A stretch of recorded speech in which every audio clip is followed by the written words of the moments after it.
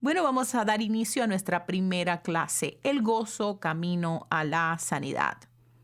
En el primer audio, en el audio de introducción, explicábamos que el Señor Jesús es un experto consolando almas y ahora deseo complementarles esta verdad con un conocido pasaje bíblico que se encuentra en el Salmo 23.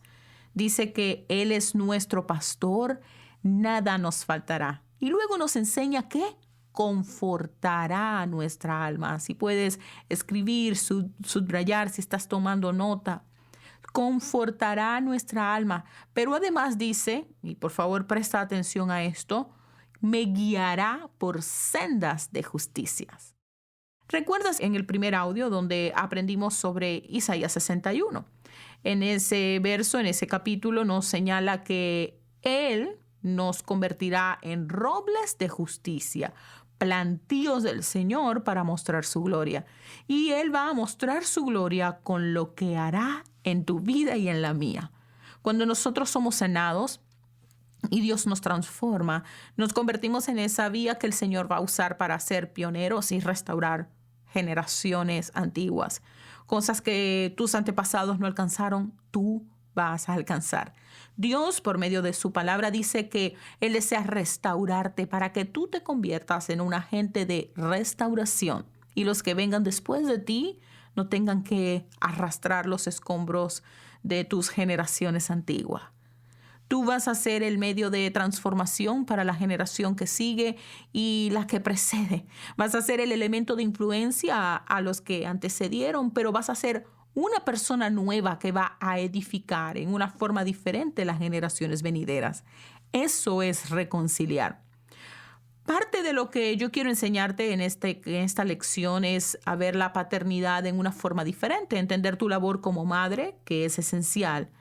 Porque cuando tú estás discipulando a un niño, estás discipulando a una generación. Y cuando discipulas a una generación, estás discipulando a una nación. Entender todo esto va a depender realmente de la prosperidad de tu alma. Y que el primer recurso para poder experimentar sanidad es el gozo. No podemos tener la capacidad de poder digerir una visión como esta, de pensar, wow, cuando estoy educando a un niño, estoy educando a una generación o discipulando una generación y por lo tanto una nación, cuando nuestras almas están quebrantadas. No podemos realmente pensar en lo que podemos dejar a otros porque usualmente cuando hay dolor y cuando hay herida en nuestros corazones, cuando hemos pasado por escenas donde hemos sido maltratados, abusados o que ha habido un golpe inesperado en la vida, la tendencia en la mayoría de los casos, y eso lo vamos a estudiar con más profundidad a lo largo del curso, es que se desarrolla una mentalidad de víctima. Y donde hay una mentalidad de víctima, tú no vas a pensar ni en el hermano, ni en el vecino, ni en la nación, ni en nada. Tu mentalidad va a estar enfocada en ti, en tu problema, en cómo saciar tus necesidades. Entonces, aparte del proyecto de Madres Pioneras y en cómo nosotros hemos venido presentando el programa, fue que en el primer módulo, que fue el módulo de fundamentos, nos permitió revelar la belleza de la maternidad, revelar el propósito fundamental de la maternidad, revelar principios esenciales de edificación que se mueven por medio de la inteligencia o la sabiduría, revelar lo que significa ser preventivo y revelar lo que significa ser intencional. En este módulo hemos entendido que todo lo que nosotros hacemos está basado en nuestra capacidad de relacionarnos. De hecho, la madurez emocional también espiritual puede ser medida por tu capacidad de manejar relaciones. Existen 4 dimensiones, por así llamarlo, o 4 formas de conexión o 4 dimensiones de conexión en términos de relaciones. La primera es tu relación con Dios, que es la esencial, en donde el principio de reconciliación se establece por medio de Cristo, quien muere en la cruz y resucita y nos da por medio de la fe que ponemos en Él acceso de regreso al Padre. Luego tenemos un siguiente nivel de relación, el número 2, que es tu relación contigo misma. Y básicamente todo este módulo está basado en esto, en la capacidad y en la relación que hay contigo mismo, en traer una unidad, en ser íntegros. Íntegros quiere decir una sola cosa, integrales, completos. Y si nosotros nos ponemos a observar nuestra capacidad de relacionarnos con otros, y en ese otros, gran paréntesis, incluyo tu esposo, tu compañero de trabajo, pero tus hijos, porque básicamente aquí estamos aprendiendo a cómo relacionarnos con nuestros hijos. A la final, la paternidad no es más que un asunto de relación. Por eso es que estamos viviendo tiempos tan importantes para la iglesia. Dios quiere revelarse como padre, y para revelarse como padre está despertando a una generación de padres que mientras intentan, buscan y son intencionales en querer levantar una generación que son educados e instruidos en el Señor. Eso les obliga a cada uno de los padres a convertirse en mejores hijos y descubrir lo que es la paternidad de Dios y la intención en el corazón de Dios. Lo más que descubrimos la paternidad de Dios, el mayor anhelo que sentimos, el mayor amor que sentimos, porque ya no es una relación basada en religión, sino en el conocimiento de la intimidad y la revelación del amor. El apóstol Pablo era tan insistente en que el amor fuese revelado, la longitud, la largura, la anchura y la profundidad del amor fuese revelado, de manera que el velo que cubre el mundo en donde nosotros nos movemos, que es un velo de temor, sea rasgado y nosotros podamos ser perfeccionados en el amor.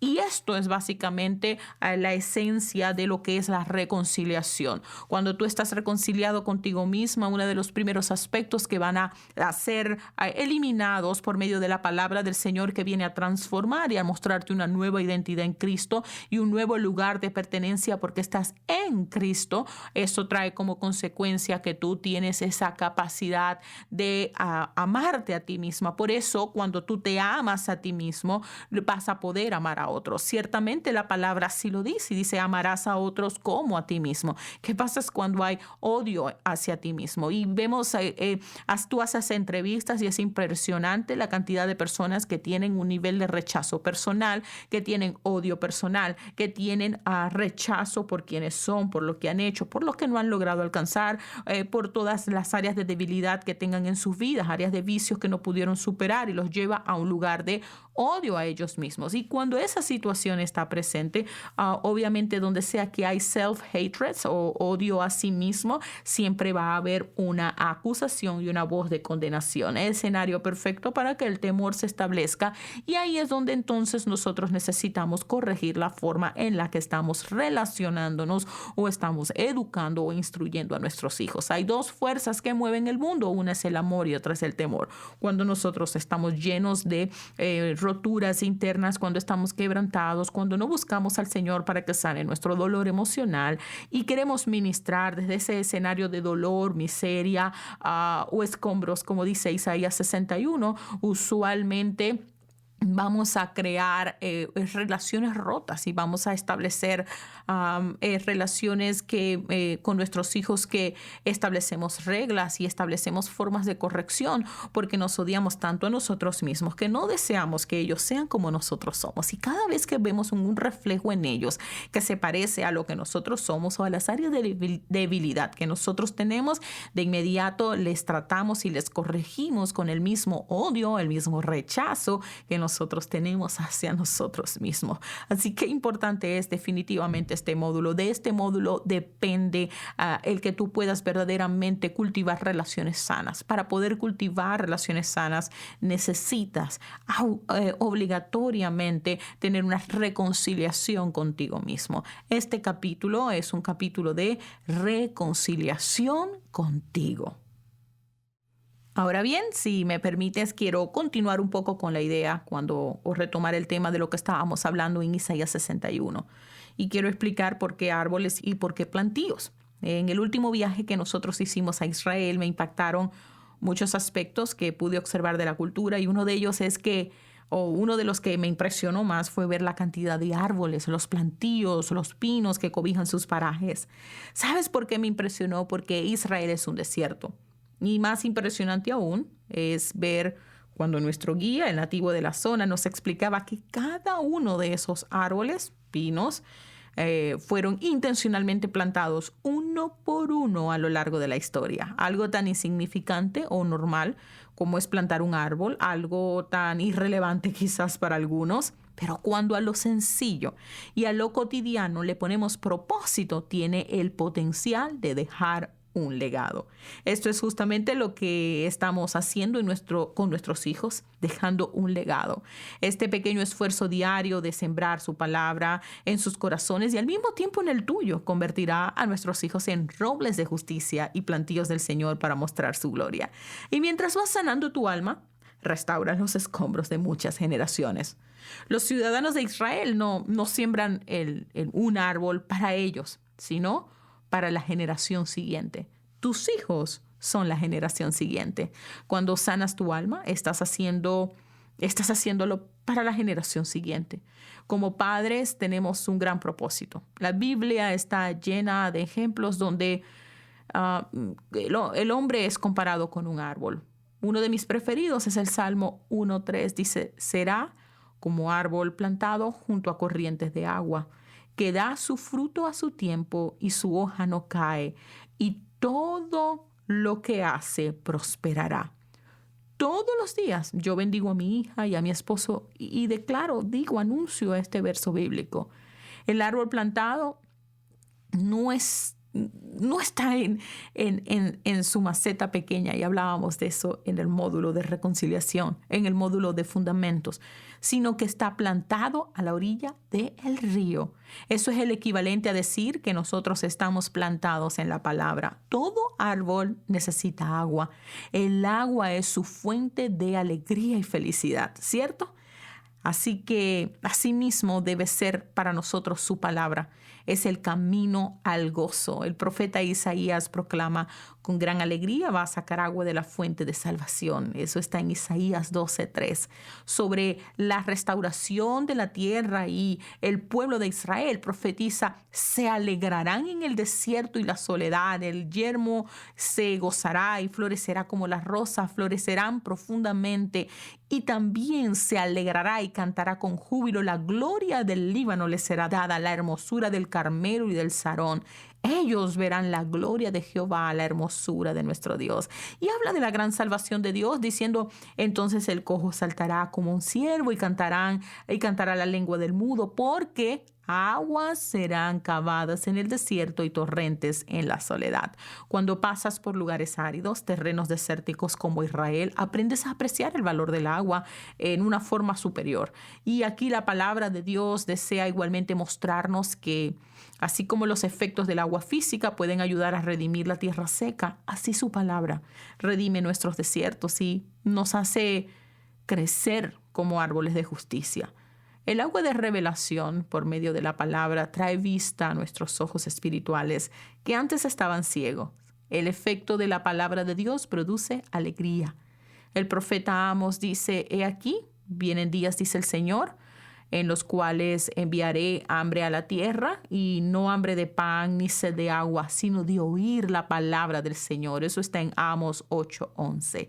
Declara esa palabra que está en Amos 8:11 sobre tus hijos. Mis hijos no tendrán hambre de pan ni sed de agua, sino de oír la palabra de Jehová. Qué tremendo mensaje ¿verdad? La pregunta es, ¿estás alegre de escuchar esto? ¿Estás camino al gozo? En lo personal me conmueve aprender sobre el amor de Dios, sobre cómo me ha santificado y limpiado por medio de la palabra. Es liberador entender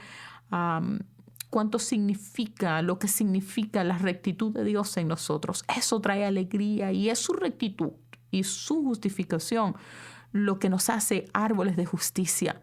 Por eso enseñarle a tus hijos, es tan bello, porque en realidad no podemos dar de lo que no tenemos. Primero recibimos nosotros de Dios y luego le impartimos a ellos.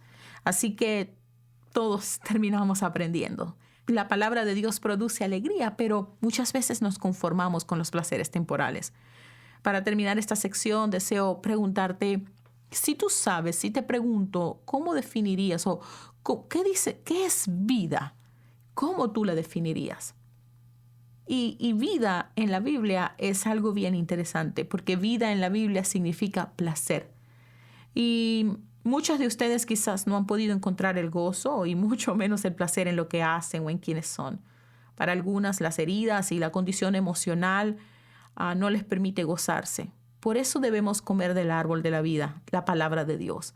Jesús es el pan de vida, pan de placer, de alegría, y quienes comen de él no tendrán hambre jamás. Y la fórmula de la felicidad es algo que muchas veces nosotros buscamos. Hablamos de gozo y decimos, yo me quiero gozar, yo quiero ser feliz. Y yo no sé si alguna vez habrás escuchado este dicho que es que el agua y el aceite no se combinan. Bueno, ese planteamiento está a punto de ser retado, pues justamente en esa unión radica el secreto de la felicidad. Te explico. El símbolo de la palabra de Dios es el agua viva de la palabra de Dios. Y por otro lado, el aceite es usado para encender lámparas y representa el Espíritu de Dios, vida y luz. Agua y aceite.